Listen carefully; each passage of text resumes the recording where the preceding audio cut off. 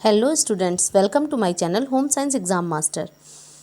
आज हम लोग जो हमारा पीजीटी 2019 का पेपर था, कल मैंने आपको सॉल्व करवाया था। इससे पहले वाले वीडियो में आप देखेंगे कि जो पीजीटी 2019 का क्वेश्चन पेपर है उसके पीवाईक्यूज़ मैंने सॉल्व करवाए हैं। उसी क्रम में आगे बढ़ते हुए पीजीटी 2019 के आगे के क्वेश्चंस हैं, तो आप इन सब क्वेश्चंस को देख लें और प्रश्नों के प्रकृति को समझें। आज का हमारा पहला प्रश्न है, हल्के मान बनाने के लिए रंग में सफ़ेद रंग मिलाना कहलाता है। मान विरोधाभास, मान छाया। क्वेश्चन मैं एक बार आपको समझा दूं कि क्या कह रहा है। हल्के मान बनाने के लिए, जैसे किसी चीज़ की हमें क्या अगर वैल्यू उसकी क्या करनी है, उसकी हमें कम करनी है, ठीक है। तो किसी भी रंग का मतलब हल्का हमें उसको करना है, तो उसके लिए जब हम सफ़ेद रंग मिलाते हैं तो उसको हम क्या कहते हैं। दो ऑप्शन आपने देखे, तीसरा है टिंट और चौथा है छाया, ठीक है।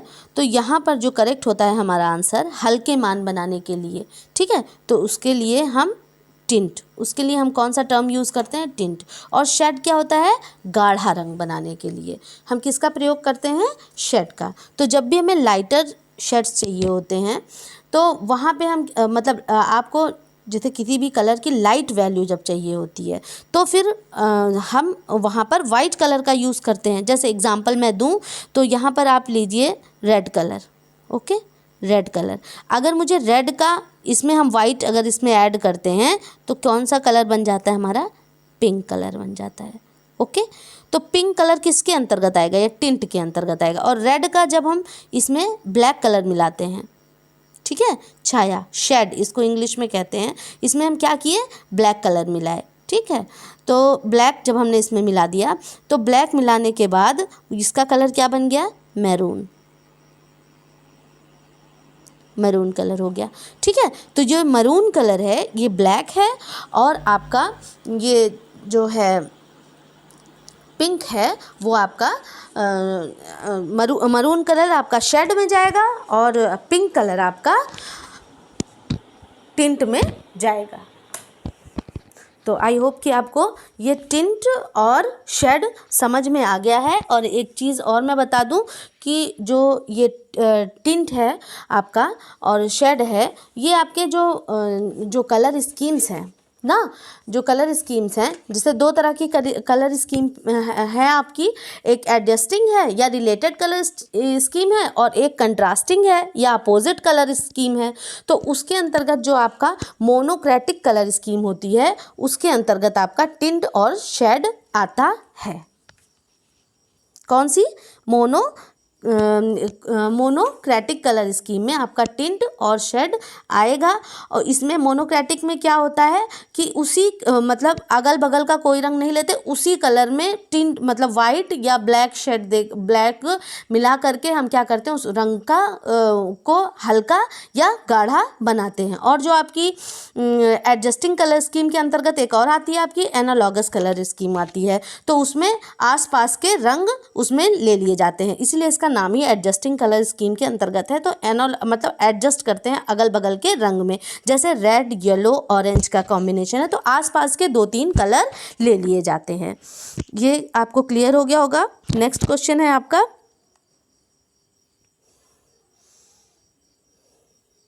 इनमें से सही युग्म है।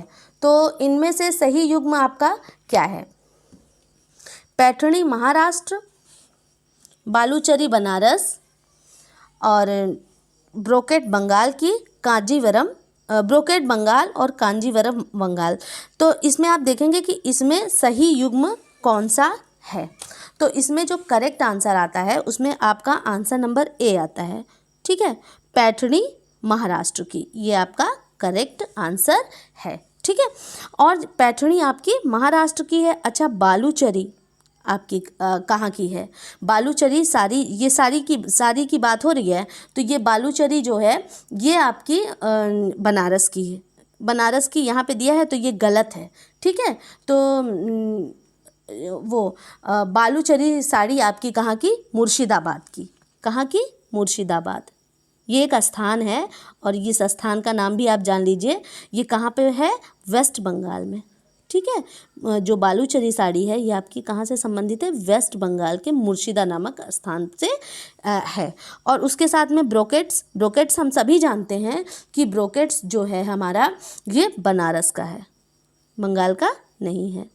तो करेक्ट आंसर आपका ए है। मैंने पहले ही आपको बता दिया कि कौन सा युग्म सही है, तो यही वाला सही है और कोई भी सही नहीं है। ब्रोकेट कहाँ का है आपका? बनारस का। ठीक, फिर कांजीवरम क्या बंगाल की? नहीं, ये भी गलत है। हाँ, आपकी कांजीवरम किस स्टेट से? तमिलनाडु से। बहुत ही कॉस्टली साड़ियाँ कांजीवरम की होती हैं। ठीक, फिर उसके बाद ये मैंने आपको बता दिया था कि मुर्शिदाबाद कहाँ से है? वेस्ट बंगाल से। तो ये आंसर आपको क्लियर हो गया होगा। नेक्स्ट है, बाटिक कार्य के लिए प्रयुक्त सर्वाधिक आम रंग कौन सा है? तो अम्लीय रंग, नेफ्थॉल डाई, ऋणायनिक डाई, सल्फर डाई। नहीं, तो ये बाटिक कार्य के लिए जो रंगों का प्रयोग किया जाता है उसमें आपकी ये आती है नेफ्थॉल डाई। ठीक है, नेफ्थॉल डाई की बात हम यहाँ पे करेंगे। तो बाटिक कार्य जो है वो नेफ्थॉल डाई का इसमें प्रयोग किया जाता है और इसमें जो प्रक्रिया होती है हमने बताया था आपको डाइएटाइजेशन की प्रक्रिया होती है। इसमें दो चीज़ें होती हैं, कपलिंग और दो प्रोसेस बताया था। और नेफ्थॉल डाई को ही हम कल हम लोग डिस्कस कर चुके थे ना कि इसी को ही हम आप क्या कहते हैं, इसको हम एजोडाई। ठीक है, एजोडाइन, दोनों सेम ही चीज़ है।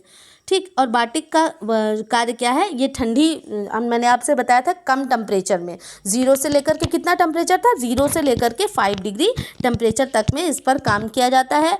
और बाटिक क्या है? सिर्फ इसमें कुछ भी नहीं है, जैसा नमूना होता है उसी नमूने पे हम क्या करते हैं, मोम डाल देते हैं, वैक्स डाल देते हैं। जहाँ जहाँ हमें रंग नहीं चाहिए होता वहाँ वहाँ वैक्स लगाते हैं और उस वैक्स को हम ठंडे पानी में डाल देते, क्योंकि वैक्स अगर गर्म में हम करेंगे तो वैसे ही पिघल जाएगी। तो इसीलिए यहाँ पर नेफ्थॉल डाई का प्रयोग होता है जो कि कूल टेम्परेचर के लिए जानी जाती है। और इसको हम आइस डाई, मैजिक डाई, इन सभी नामों से जानते हैं। नेक्स्ट क्वेश्चन है,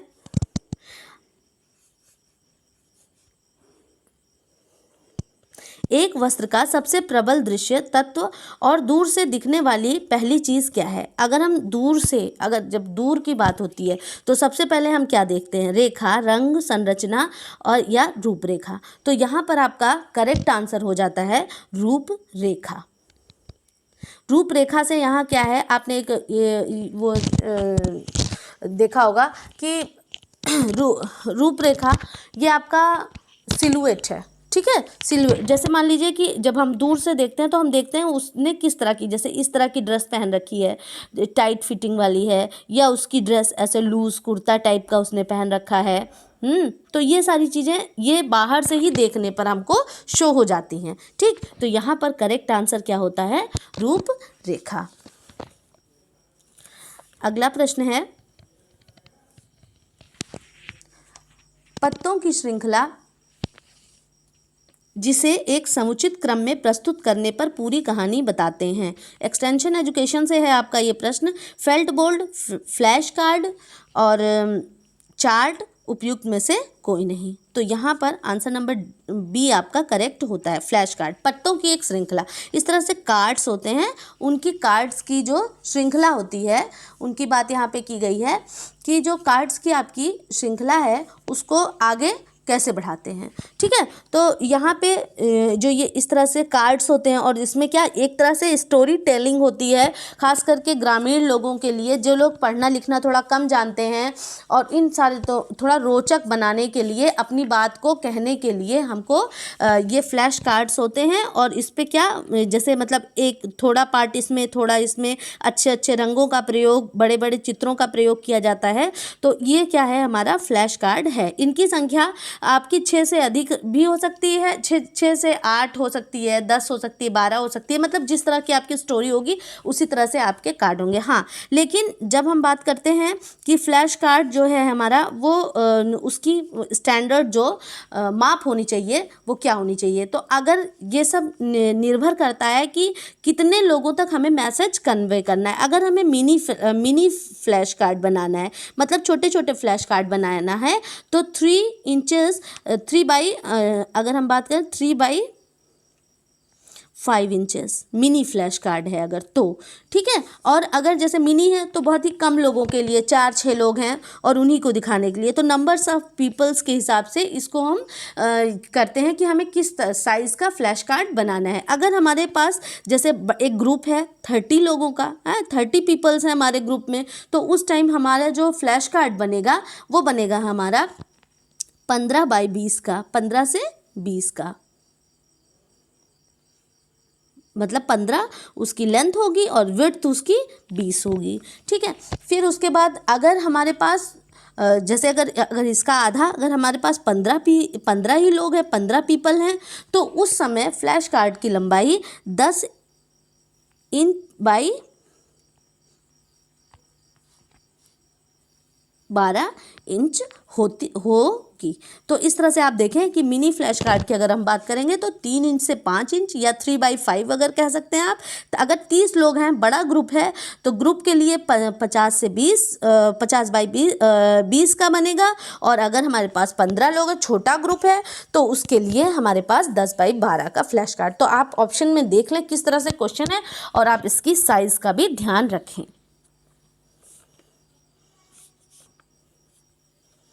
अगला प्रश्न है हमारा, रिपर एक है, रिपर क्या है? सिलाई का उपकरण, काटने का उपकरण, मापन का उपकरण, नत्थी करने का उपकरण। तो जो ये रिपर है, रिपर ये है क्या? हाँ, रिपर ये हमारा इसका करेक्ट आंसर होता है सिलाई का उपकरण। जब हम जैसे हमारे पास ये 2 फैब्रिक है, उस फैब्रिक को हम क्या करते हैं, जोड़ दिया हमने, ठीक है। मान लीजिए यहाँ से 2 फैब्रिक है और हमने यहाँ पर लाइन से ऐसे जोड़ दिया, ठीक है, यहाँ पे सीम लाइन बन गई हमारी। और जो ये रिपर है, रिपर ऐसी संरचना है, देखिए इस तरह से ऐसे करके यूं है और इस तरह से एक लंबी रॉड लगी होती है, हाँ, और यहाँ पर एक ऐसा बीड जैसा होता है जिससे कि चोट ना, मतलब कहीं कपड़े को हार्म ना पहुँचे। तो ये जो सिरा है ये थोड़ा सा शार्प होता है। तो जैसे मान लीजिए हमें सीम खोलनी है तो हम लोग इसको इसमें घुसा देंगे। अनवांटेड सीम या फिर जो भी गलत सीम हो गई हमारी, जो स्टिचेस हैं वो गलत हैं हमारे, तो इसको हम क्या करेंगे, इस तरह से ऐसे करके खोलने का काम करती है, ठीक है। तो ये क्या करेगी, जो जो स्टिचिंग हुई है उसके जो लूप्स हैं उनको खोलने का काम किसके द्वारा किया जाता है? रिपर के द्वारा किया जाता है। वह परिवार जो अपने पर्यावरण के साथ निरंतर परस्पर संबंधित रहती है वो कहलाती है खुली प्रणाली, बंद प्रणाली, अर्धबंद प्रणाली, अर्धखुली प्रणाली। तो पहले जान लीजिए कि एक होता है ओपन सिस्टम, एक होता है क्लोज सिस्टम। तो जो लोग अपना जो इन्वायरमेंट है उसको छोड़ करके और भी बाहरी दुनिया से कांटेक्ट रखते हैं, वो किसके अंतर्गत आते हैं? वो खुली प्रणाली के अंतर्गत आते हैं, ठीक है। और अगर जैसे मान लीजिए ये हमारी फैमिली है और हम इसी फैमिली की सिर्फ इन्हीं लोगों से मतलब रखते हैं, सोशल नहीं रहते, तो हम क्या है, बंद प्रणाली के अंतर्गत आते हैं। जैसे हम 9 to 5 की जॉब करते हैं और हम जॉब करने के लिए निकलते हैं, फिर निकलने के बाद फिर वापस अपने ही घर में बंद हो जाते हैं। फिर उसके बाद कोई भी हमारा कोई सोशल कांटेक्ट नहीं है ज़्यादातर लोगों से, सिर्फ अपनी ज़रूरत के लिए ही हम निकलते हैं, तो वो क्या है, वो बंद प्रणाली के अंतर्गत आता है। तो 2 प्रकार के सिस्टम होते हैं। इस मतलब परिवार की भी यहाँ पे बात की जा रही है और साथ ही साथ जब हम देखेंगे कि जब आप मैनेजमेंट पढ़ेंगे तो उस समय भी जो फर्म्स हैं तो वो भी उनका भी दिखाते हैं कि ओपन सिस्टम और क्लोज सिस्टम। मतलब कुछ फर्म्स ऐसे होते हैं जो कि जिनका क्लोज सिस्टम होता है, मतलब उनके सारे सिस्टम जैसे उनका अलग अलग डिपार्टमेंट है और उनको कहीं बाहर नहीं जाना पड़ता, उनका सारा काम अंदर ही हो जाता है। और जो ओपन सिस्टम होता है उसमें क्या होता है, कुछ वो खुद बनाएंगे, हाँ, कुछ काम वो खुद करते हैं और कुछ काम वो दूसरों की हेल्प से करते हैं। तो ये हमारा किसके अंतर्गत आता है? ओपन सिस्टम के अंतर्गत आता है। आई होप कि आपको क्लियर हो रहा होगा। सिंक सीमेंट फर्श के दाग हटाने में प्रयुक्त होता है? ऑक्जेलिक एसिड, सिरका, अमोनिया, ब्लीच। तो यहाँ पर करेक्ट आंसर आपका हो जाता है डी, ब्लीच। ठीक है, ब्लीच है जो कि सिंक सीमेंट फर्श के से दाग हटाने में किसका प्रयोग किया जाता है? ब्लीच का प्रयोग किया जाता है, क्योंकि कुछ दाग इस प्रकार के होते हैं जो कि मतलब कि हल्के एसिड से नहीं छूटते हैं, तो वहाँ पर या साबुन से, अपमार्जक से वो मतलब साबुन वाले पदार्थों से नहीं छूटते हैं, और तो उनके लिए हम क्या करते हैं? उनके लिए ब्लीच का यूज़ करते हैं, जिससे कि वो अच्छे से मतलब कि खुल जाएं, छूट जाएं अच्छे से। तो यहाँ पर ब्लीच करेक्ट आंसर होता है। चुन्नट तह या नमूना में केंद्र बिंदु से चमकता है? ऊर्ध्वाधर संतुलन, अर्धव्यासी संतुलन, अनौपचारिक संतुलन और औपचारिक संतुलन। तो यहाँ पे आपका करेक्ट आंसर होता है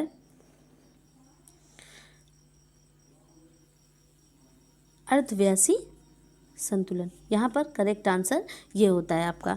तो जो हमारी प्लेट्स हैं वो उनका मतलब जो अर्धव्यासी संतुलन में केंद्र बिंदु से मतलब कि दिखता है, चमकता है का मतलब वहाँ से जाहिर होता है, दिखता है। ठीक है, तो यहाँ पे क्या होता है कि परिधान में वस्त्र के अधिकतर सोल को दबाने के लिए आवश्यकता अनुसार, जैसे परिधान है हमारा तो बहुत ज़्यादा मतलब उसमें कपड़ा है, तो उसको हम दबाने के लिए किसका? चुन्नट का प्रयोग करते हैं। फिटनेस लाने के लिए, वस्त्रों में फिटनेस लाने के लिए हम क्या करते हैं? चुन्नट का प्रयोग करते हैं, गैदर्स का। ठीक है, फिटनेस लाने के लिए हम किसका प्रयोग करते हैं? गैदर्स का प्रयोग करते हैं। और साथ ही साथ में जब आप देखते हैं कि डार्ट्स, प्लीट्स, तो डार्ट्स में क्या होता है? डार्ट्स में ये एक तरफ से चौड़ी होती हैं और नीचे की तरफ ऐसी होती चली जाती हैं। ओके, तो ये नीचे की तरफ से क्या होती जाती हैं? कम होती जाती हैं। ठीक है, तो अर्धव्यास में ये रहता है। तो करेक्ट आंसर जो इसका संतुलन है वो कैसा है? ये अर्धव्यास में इसका संतुलन होता है कि हमारे बॉडी के फिटनेस लाने के लिए चुन्नट तह या नमूना जो है आपका अर्धव्यासी संतुलन में होता है। ठीक है, उसके केंद्र बिंदु में होता है। नेक्स्ट क्वेश्चन है,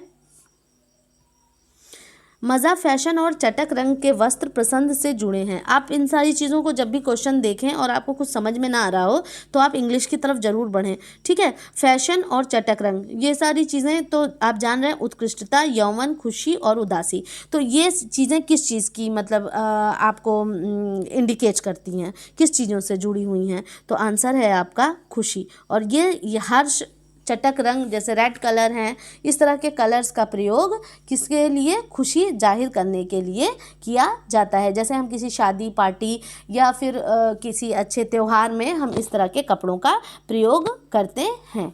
और अगला प्रश्न है हमारा, और ये वार्म्स कलर का प्रयोग हम ज़्यादा खुशी वगैरह में पहनने के लिए करते हैं। वर्ण, गहराई और मान के 3 भिन्न विमान हैं।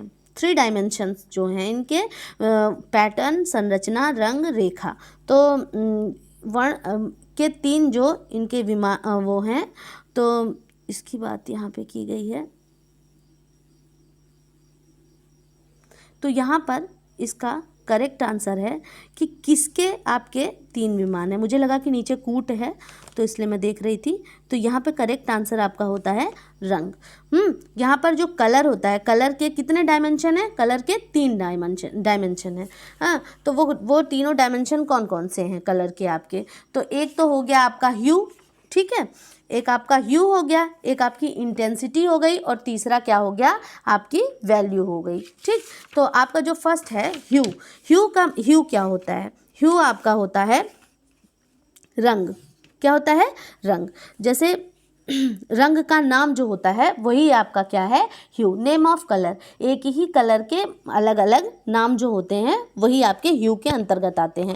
उसी में अगर टिन शेड की भी बात अगर हम करें तो उसी में कलर मिला लिया हमने तो उसका अलग नाम हो गया, शेड कलर मिलाया तो अलग अलग हो गया है। तो और वैल्यू की बात करें तो ह्यू तो आपका क्या हो गया? ये 3 चीज़ें हो गई इसमें। एक आपका हो गया ह्यू, दूसरी आपकी हो गई वैल्यू जिसमें मान लिखा हुआ है, ठीक है, और गहराई मतलब आपकी इंटेंसिटी। ठीक है, ये 3 चीज़ें हैं। तो ये रंग का नाम है आपका। वैल्यू से आप क्या चीज़ पता करेंगे? लाइटनेस और डार्कनेस, ठीक है। तो और वैल्यू किस कलर की सबसे ज़्यादा होती है? और सबसे ज़्यादा वैल्यू हमारे वाइट कलर की होती है। हाईएस्ट वैल्यू किसकी हो जाएगी? वाइट की। और लोवेस्ट या सबसे कम वैल्यू किसकी हो जाएगी? ब्लैक की। ह्यू में आप जान ही रहे हैं, टिंट और शेड अगर अलग अलग मिला दिया तो उसके अलग अलग कलर के नाम आ गए, ठीक है। और आपकी हाँ, जो वैल्यू हो गई उसमें लोवेस्ट वैल्यू आपकी ब्लैक की हुई और हाईएस्ट वैल्यू वाइट की हुई। इसमें वैल्यू में लाइटनेस और डार्कनेस देखी जाती है, ठीक है। और इंटेंसिटी को हम क्रोमा से भी परिभाषित कर सकते हैं, ठीक है। और इसमें क्या होता है? आपकी ब्राइटनेस और डलनेस, ठीक। इसमें क्या है? आपकी ब्राइटनेस और डलनेस। इसमें आपकी आएगी ब्राइटनेस और डलनेस। तो इसको आप याद कर लीजिए, अक्सर ये पूछ लेता है कि इंटेंसिटी में क्या है, तो ब्राइटनेस डलनेस दे देगा, और आपकी दे देता है कि लाइटनेस डार्कनेस, तो उसमें आप क्या हो जाते हैं? कंफ्यूज हो जाते हैं। तो आप इसको याद कर लें। वैल्यू में आपकी लाइटनेस डार्कनेस है, ह्यू में आपके कलर के रंग है जिसमें टिंट और शेड की भी बात की गई है, और इंटेंसिटी की बात करें तो उसमें ब्राइटनेस और डलनेस, और टोन, एक टोन होता है, तो टोन जो होती है वो किसकी? टोन भी 2 तरह की, एक होती है ब्रिलियंट कलर और दूसरा होता है ग्रेड कलर। तो जो ब्रिलियंट कलर होते हैं उनकी जेवल टोन होती है, और जो ग्रेड कलर होते हैं उनके म्यूटेड टोन होती है, अर्थात कि हल्की टोन होती है। अगला प्रश्न है, कृत्रिम वायु आवागमन का प्रकार है। तो कृत्रिम वायु आवागमन मतलब कि जो आर्टिफिशियल वेंटिलेशन, ठीक है, आर्टिफिशियल वेंटिलेशन जो है आपका, उसके अंतर्गत क्या आता है? तो उसमें एग्जॉस्ट वेंटिलेशन, वातानुकूलन, संतुलित वायु आवागमन, उपयुक्त सभी। तो यहाँ पर करेक्ट आंसर हो जाता है उपयुक्त सभी। एग्जॉस्ट वेंटिलेशन मतलब वही एग्जॉस्ट फैन के द्वारा बाहर जो गर्म हवा बाहर निकाली गई, ठीक है। वातानुकूलन मतलब आपका एयर कंडीशनर से है। और संतुलित वायु आवागमन का अर्थ क्या है? कि मतलब शुद्ध हवा, जैसे जो आपकी शुद्ध हवा है वो अंदर आ रही है, और अशुद्ध हवा बाहर जा रही है। तो ये संतुलित वायु का आवागमन है, इसलिए करेक्ट आंसर यहाँ पर वेंटिलेशन, आंसर नंबर डी हो जाता है। अगला प्रश्न है, कृत्रिम वायु आवागमन का, एक मिनट, बुलेटिन, लीफलेट, समाचार, कहानियाँ, ठीक। जो ये हैं बुलेटिन, लीफलेट, समाचार और कहानियाँ, ये इसके किसके अंतर्गत आती हैं? व्यक्तिगत संपर्क के, बृहद संपर्क के, सामूहिक संपर्क के, और उक्त सभी। तो यहाँ पर आपका करेक्ट आंसर क्या होता है? बृहद संपर्क, मतलब मास कांटेक्ट में आपके आती है। कौन सा? मास कांटेक्ट, ठीक है। तो क्योंकि बहुत सारे लोगों को जब हम करते हैं तो यहाँ पे बुलेटिन, लीफलेट्स का, पैम्फलेट्स का, और समाचार पत्र में अगर कहानियाँ डालते हैं उसमें, तो इसमें क्या हो जाता है? ये सारे आपके मास कांटेक्ट में, क्योंकि बहुत ज़्यादा ऑडियंस को तक जब हमें संदेश पहुँचाना होता है तो हम इसका प्रयोग करते हैं। और ये आपके किसके अंतर्गत आती हैं? ये आपके दृश्य सामग्री के अंतर्गत आती हैं, ठीक है। तो ये विजुअल एड्स हैं, आपके दृश्य साधन हैं। अगला प्रश्न है, शिक्षित करके व्यक्ति का दृष्टिकोण बदलना का आधारभूत दर्शन है, किस चीज़ का है? शिक्षित करके दृष्टिकोण बदलने की बात यहाँ पर की जा रही है। तो ये शिक्षा, शिक्षण, इतिहास और विस्तार कार्य। तो ये आपका प्रसार शिक्षा का प्रश्न है। तो ये किसका है? विस्तार कार्य का है, कि मतलब ज्ञान दूसरे तक पहुंचाना और उसकी मनोवृत्तियों में परिवर्तन लाना, ठीक है, प्रसार शिक्षा का उद्देश्य है।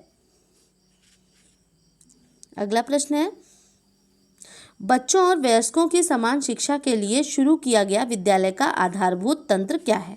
भूदान, नई तालीम, प्रयोग परियोजना, मार्थंडम है। तो यहाँ पर जो है, यहाँ करेक्ट आंसर आपका होता है नई तालीम, ठीक है। ये जो नई तालीम है, नई तालीम जो है ये आपकी बेसिक शिक्षा, बेसिक आपकी एजुकेशन जो कि हमारे राष्ट्रपिता महात्मा गांधी के द्वारा सन 1935 में इसका प्रारंभ किया गया, जिस पर इन्होंने जोर ये दिया बच्चों और वयस्कों को समान शिक्षा से, अर्थात ये मतलब है कि बच्चों को उस तरह की शिक्षा दी जाए कि बच्चा व्यवसाय के क्षेत्र में भी आगे बढ़ सके। तो आप अपने घर में अपने पेरेंट्स से पूछिएगा कि उनके टाइम में जब पढ़ाई होती थी तो जो प्राथमिक विद्यालय थे और ये सारी जो जगह थी वहाँ पर एक अलग से क्राफ्ट का काम होता था, उसको चित्रकला इस तरह का एक पेपर वो होता था और लास्ट पीरियड होता था। उसमें क्या होते हैं, बच्चे कुछ क्रिएटिविटी वाले काम करते थे और कुछ उनको रोज़गार से संबंधित कोई चीज़ जैसे मोमबत्ती बनाना, मतलब किसी भी तरह का कोई भी क्रिएटिव वर्क कराया जाता था कि जिससे क्या व्यावसायिक शिक्षा, व्यवसाय के क्षेत्र में शिक्षा प्राप्त करके बच्चे ऐसा ना रहे कि सिर्फ शिक्षा प्राप्त कर लिया और उनके पास कोई रोजगार नहीं है, तो वो साथ ही साथ में व्यावसायिक शिक्षा को भी ध्यान में रखा गया। तो ये 1935 की आपकी बेसिक एजुकेशन जो वो थी वो किसकी, राष्ट्रपिता महात्मा गांधी की देन है और उसी में नई तालीम को जोड़ा गया। ठीक, तो अगला प्रश्न है हमारा, किसके अनुसार नैतिक विकास 2 चरणों में होता है? किसके अनुसार? तो नैतिक विकास जो है वो किसने कहा कि वो 2 चरणों में होता है? वो उसमें न्यूगार्टन, पियाजे और आपका हार्विंग हर्स्ट होगा यहाँ पे, और ये एरिक्सन। तो एरिक्सन का तो दूसरा ही मामला है, वो सब आप लोग जानते होंगे कि एरिक्सन का क्या है। और यहाँ पे इन्होंने 8 स्टेजेस दी थी और यहाँ पे किसके अनुसार नैतिक विकास के 2 चरण होते हैं? तो यहाँ पर आंसर ये हो जाता है पियाजे। ठीक है,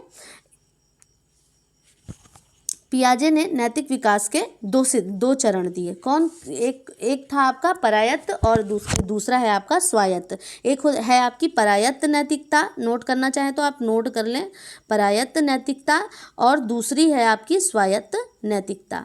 ठीक है, और इसके अलावा जीन पियाजे जी ने किसके सबसे ज़्यादा उन्होंने मेंटल मतलब कॉग्निटिव डेवलपमेंट पर बहुत ज़्यादा ध्यान दिया था। जो उनकी थ्योरी है वो उसी के लिए है जिसमें उन्होंने 4 स्टेजेस बताई। तो वो तो पियाजे जी की अपना अलग है। और ये कहाँ के साइंटिस्ट थे? ये स्विट्ज़रलैंड के साइंटिस्ट थे, जीन पियाजे महोदय।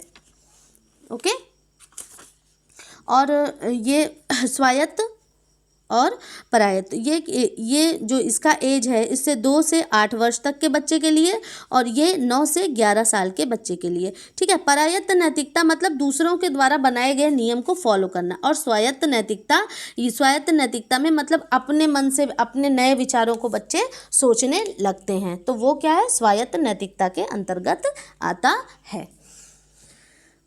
अगला प्रश्न है, शिशु अवस्था में अधिकांश भार में वृद्धि से बढ़ता है। किससे? शिशु जब बच्चा रहता है, हाँ, तो वो उसमें भार कैसे बढ़ता है? जब छोटा बच्चा है तो उसमें भार कैसे बढ़ेगा? हड्डी, मांसपेशियां, वसा, त्वचा।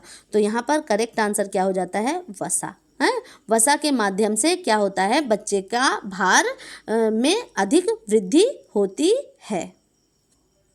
अगला प्रश्न है, नवजात को हीमोलाइटिक रोग किसके कारण होता है? RH असंगतता, हीमोग्लोबिन की कमी, ABO असंगतता, उक्त में से कोई नहीं।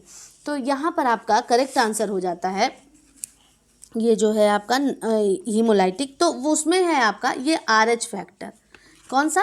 RH फैक्टर, इसमें RH अगर कहें तो RH डिसऑर्डर। ठीक है, तो इसके कारण हीमोलाइटिक नामक रोग हो जाता है। अच्छा, हीमोलाइटिक रोग जो होता है वो नवजात शिशुओं में होने वाला रोग है और ये न्यूबॉर्न बेबी में जो कि माता के कारण ही बच्चे में जाता है, क्योंकि माता अगर RH फैक्टर से ग्रसित है तो फिर ऐसा देखने को मिलता है। और जो आपके नवजात बच्चे हैं इसमें होता क्या है कि ये जो है इसको हीमोलाइटिक रोग जो है इसको HDN है, हीमोलाइटिक रोग को SDN